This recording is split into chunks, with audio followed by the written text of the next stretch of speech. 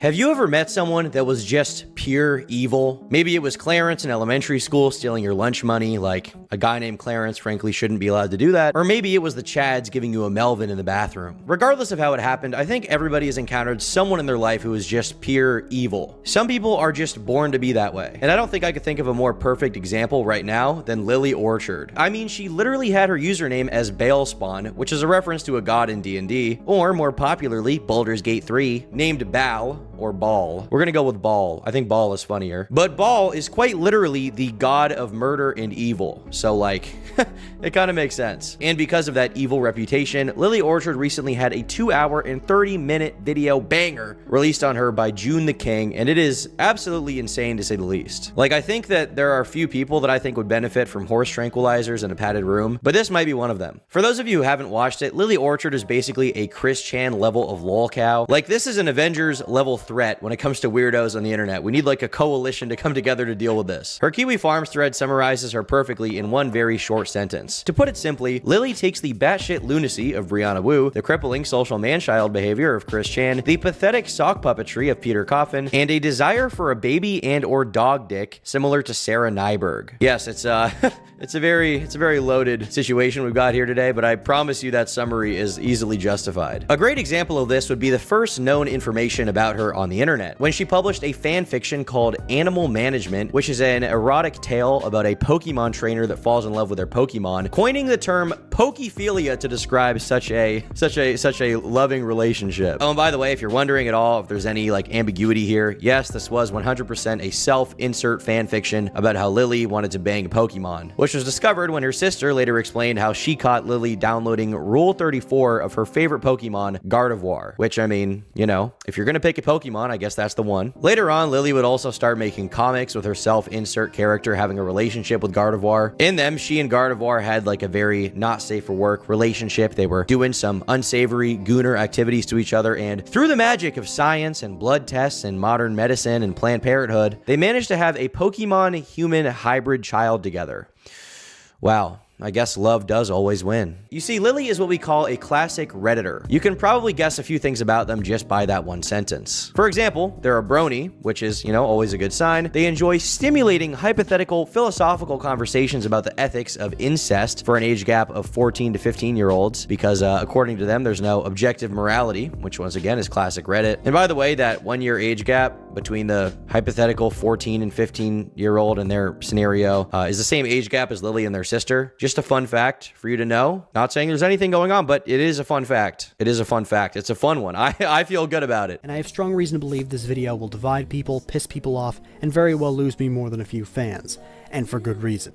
So, let's talk about incestuous relationship. There's no such thing as objective and absolute morality. Even murder, the one thing we all agree is a horrible thing, is considered to be alright to do in the most extreme of cases. So I've never bought the idea that anything can be morally right or wrong. And Lily's interest in My Little Pony is no just little facet of her life. It's actually a major obsession. That's why she ended up creating a game and RPG maker about ponies. It's kind of like Pokemon in a lot of ways, except instead of catching these ponies, you have the option to brutally molest them.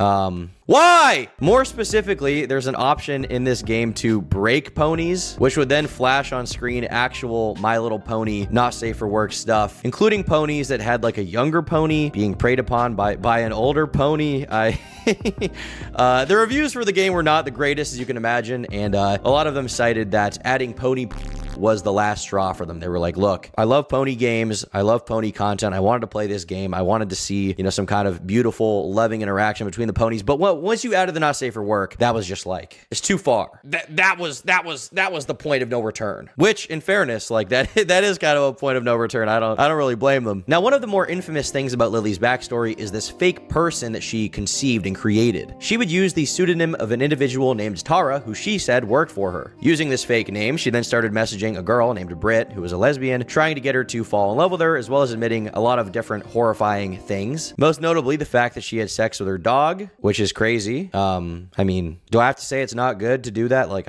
I feel like that goes without saying. It's probably not a good thing to do that. Probably. And she apparently also got kicked out of her house at the age of 15 because her parents caught her doing stuff with her sibling.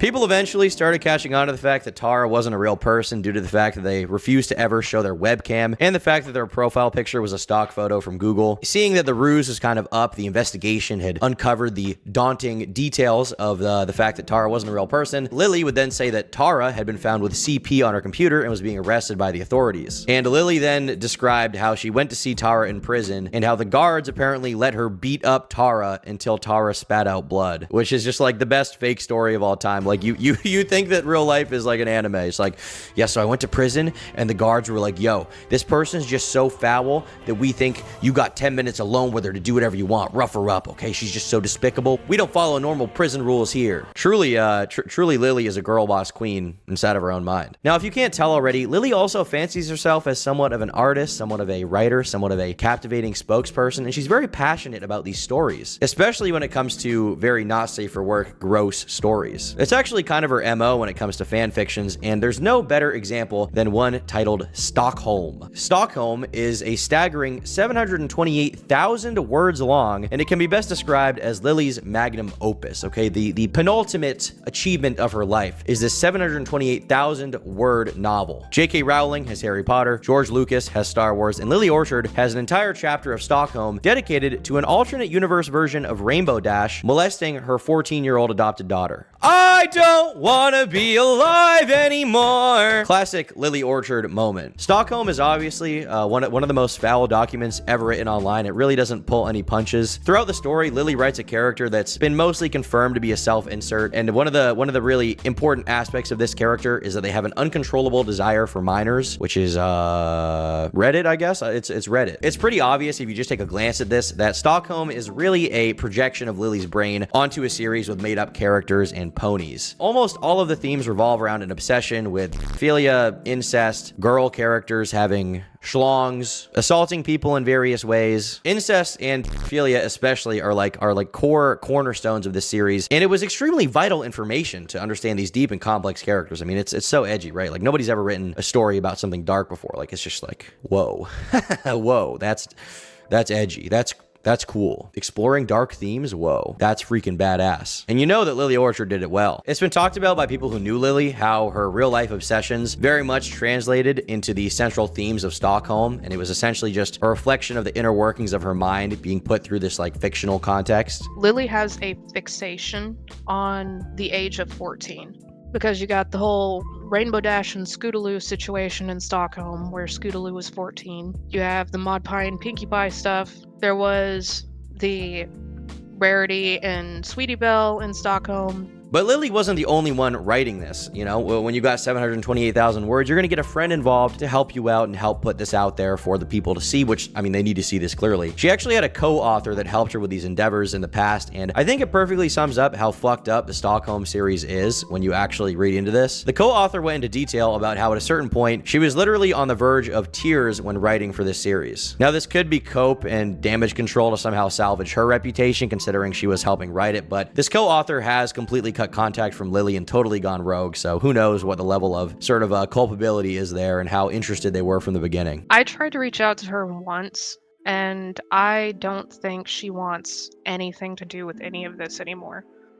Like, I know she was incredibly uncomfortable to the point of having emotional breakdowns when she was dealing with Lily's shit. Like, Lily manipulated and coerced her into helping her with it. Friends of Lily and employees and contractors having horror stories is actually a pretty common occurrence, and there's a laundry list of people with drama with her over the years that have like talked about what's going on. One instance was so bad for a person named Blake that he uploaded a video describing what happened. Basically, Lily was talking to him about wanting to potentially be a cam girl and then started pestering him nonstop to let her strip live on camera for him, to which I guess he eventually said yes for some reason. Continuing to bother me until I finally caved.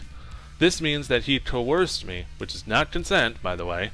I don't care where you are, coercion is never consent, into watching him strip on camera. Lily would also get into drama with an artist known as Patchwork, to where Patch would say, "You're a cruel, selfish, awful person, Lily, and I might be a drug-addicted, delusional schizo, but at the very least, I didn't pressure someone to draw my wife's favorite OC having incestuous dog sex." Whoa. Whoa. I mean, this is just fire, right? Like, this is just like, what more could you want? Like, this is, you know, just another day of being glad to be alive, I guess. People obviously want an explanation here because it's like, how do you make someone draw something? How does that even work? And they elaborated by saying that Lily would guilt trip her into drawing these things because she said it was the only thing that alleviated her gender dysphoria. I gotta be honest, little bro. If you have such a weak backbone that someone on the internet can pressure you to draw incestuous dog sex, assuming you're an adult, you might be as weird as them. That might be a weird self-report. It might be, could be wrong, but it might be weird.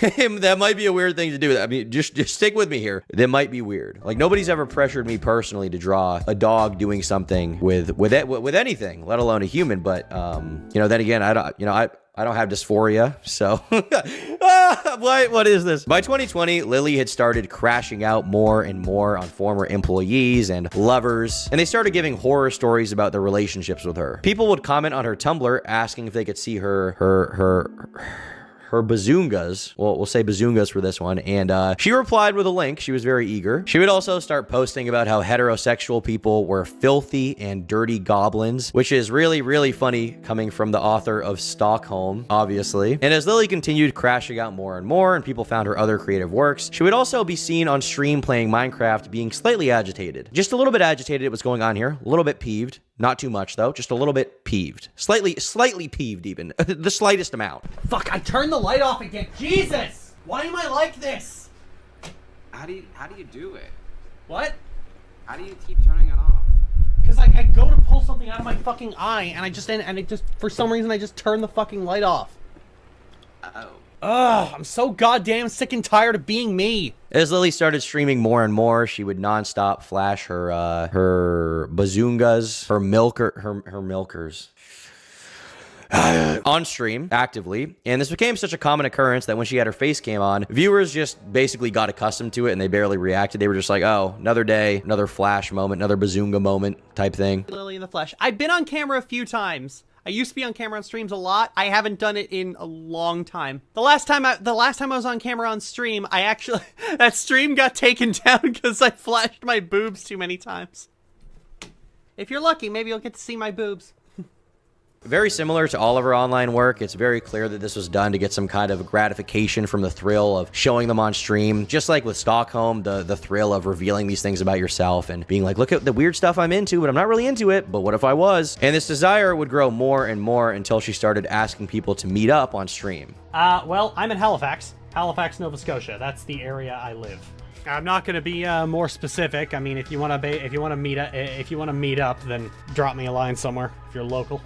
If you're local or in the area and you want to meet up, just drop me a line. As Lily tried growing her streaming career and YouTube channel, more and more people would confront her about her weird past and be like, hey, what's with this weird novel you wrote? What's with this weird person you pretended to be? And then was like confessing all this strange stuff. Like what's going on with that? And she would get more and more fed up with that over time. And she started calling the people that were questioning her stalkers and harassers. Now, this trend is one that continues into the present. And honestly, it's not really surprising. Calling anyone who criticizes you a stalker is like a go-to response when it comes to internet lolcows. So she's not the first one to use this card. It's not unique. In one stream, she would tell a tale of how a stalker took a picture of her house, sent it to her, stayed at her house, and then she went outside and beat him up and got him sent to the hospital. That definitely happened. Definitely happened 1000%. I see no holes in that story. That's definitely true. What happened?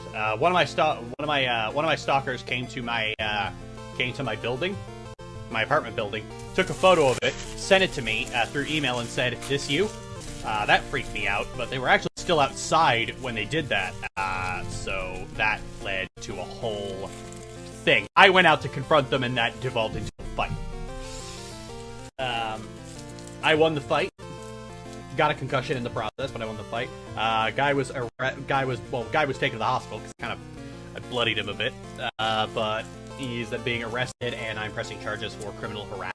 Now, keep in mind, this next segment here is allegations for sure, but it's going to get pretty dark here, all right? So I'm not going to make as many jokes going forward. Lily's sister, Courtney, would go on stream to describe what their childhood was like, but more importantly, she would allege that Lily had molested her multiple times when they were both children, as well as stealing her underwear and a lot of other really weird shit. Allegedly, they had both gone to see a psychiatrist, and their parents were instructed to not leave Lily and Courtney alone together, which their parents apparently ignored. Like, I slept through everything, so if she was molesting me in my sleep, I was 100% sleeping through it because I slept like a dead child. Jesus Christ. So I never actually caught her in the act at that point. And look up to see Lily's face sticking through my slowly opening door. She would make eye contact with me. I wouldn't even say anything. She would just go, "Oh, you're awake," and then leave. Like, excuse me? You were expecting me to be asleep? What the actual fuck were you going to do? And I had surprised her. This child removed, or me removed. Like, just, she's not safe with this child. Okay. Peace, have a good one. Hope it works out. Like, what? And to back these allegations up, there are multiple excerpts from Stockholm that talk about these exact scenarios, except with the characters being ponies instead of real-life people. These are also the exact same kinds of stories that Tara would talk about. A creeper? What do you mean? You spy on her? Rainbow asked. Sweetie Belle nodded. When she's changing, or taking a shower, or trying to be alone, even when I started crushing on you, I was still spying on my sister. And sometimes I'd steal her underwear. Bro, come on. Just don't. Just don't. My advice is don't. My advice is stop. Gooning. Fluttershy giggled. I see what you mean. I'm an only child, but it certainly is something interesting to think about. Oh, but if we were sisters, I think I might have done this a long time ago. Rainbow blushed. Oh, really? How do you figure? If we were close since we were kids as friends, I can only imagine we'd be closer if we lived under the same roof together. Fluttershy nuzzled her neck. Playing doctor, taking baths together, growing up together, learning about our bodies. Ooh. Okay! Rainbow sighed. Ah, all right, she said nervously, getting up and moving to her dresser. Opening the drawer, she found Sweetie Belle's underwear where she'd left them, folded underneath her socks. Taking them in her hand, she felt the soft material between her fingers. Shuddering as she imagined where they'd been before coming into her possession, she stepped back and fell onto her bed. I don't like it. It was so cute. Plus, he sleeps shirtless with his hair down. So hot. Trust me, even you would cream yourself if you got a good look at him. Just stop. Just stop. XP, ya creeper. Ya creeper. Ya creeper. Aw, man. With this context in mind, it's almost impossible to look at Stockholm or any other fan fiction Lily has written in the same light again. To an outsider that doesn't know the full context of the writer or anything behind it, you can like be grossed out by it and just kind of laugh at it because of how ridiculous it is. Like it is pretty funny, I think, objectively speaking. But with the information that these stories could potentially be literal reenactments as to what Lily was doing in life to her sister, it's very disturbing. And I mean, what other word is for it? It's horrifying. It sucks. It's gross. Courtney continued making allegations about their childhood, about how Lily would collect knives in her room and threaten to slit the throats of their entire family. Her sister also claimed that Lily would threaten to shoot up the high school she was going to and had to eventually be transferred to a new one because of how contentious her presence was there. Courtney also posted a picture that Lily had posted about having a hot sister, and she also went on to explain a meltdown Lily once had where she put holes in most of the drywall, did 10 grand worth of damage, and had to be sent to a hospital afterwards because of how bad it was. There would also be more stories from Courtney about the stuff that Lily allegedly did to her. I'm not going to go into a lot of detail here because I just don't want to, frankly, but you know, you can kind of imagine how bad it got. The point of all of this is, you know, these are allegations, but obviously with the prior material, it looks really weird. And on top of that, Courtney is saying that these things did definitely happen, and she also said she plans on taking legal action against Lily, however that may happen. Now, Lily would actually respond to these allegations in her own video titled, "I've been harassed and lied about for 12 years. In it, she goes over most of the claims she's been accused of, except for the things regarding Stockholm. She actually says to this day that she didn't even write all of that, and she says that it was written by evil 4chan hackers who faked the entire thing. In the video, Lily also says that people claiming this Tara pseudonym is a fake person are liars, and that every single screenshot of Tara is doctored and fake. Obviously, the best way to prove that Tara exists would be to show a picture of her that isn't just from Google, but Lily refuses to do this for whatever reason. In regards to Courtney, Lily says that Courtney was actually the one that did those things to her, and that these allegations are a he said, she said situation, which is honestly a fair point because we don't really know what happened. You know, we weren't there. Even with the fan fiction Stockholm lining up with it and the other fan fiction Lily had written throughout the years lining up with it, it's still not definitive proof that Lily 100% did these things. But I think what we can say for sure is that at the very least, Lily has demonstrated throughout the years to 100% have a sick fascination with writing about brothers and sisters that are very young having relations. So you can't really blame the general public for taking Courtney's word for it to some extent, given the kind of person that Lily is. Now, the final part of June's video would detail the most speculative claims from someone named Britt. Britt essentially alleges that some of the accounts that were posting the not safe for work stuff that Lily had requested all shared the same name of 3 dark web accounts that were on some hardcore websites, in her own words. No, these aren't the dark web ones, but they might as well be.